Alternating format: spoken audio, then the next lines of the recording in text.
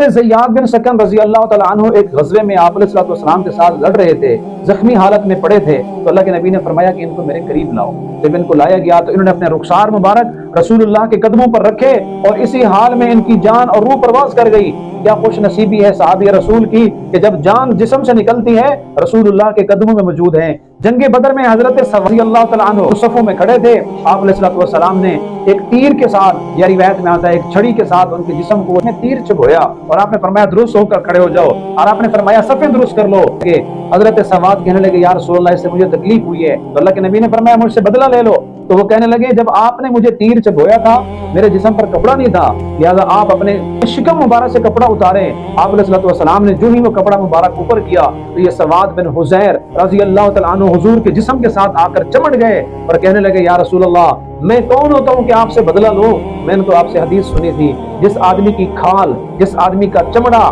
جس کا جسم رسول اللہ کے جسم کے ساتھ چمٹ گیا اس پر دوزخ کی آگ حرام ہے، میں تو یہ فضیلت لینا چاہتا تھا۔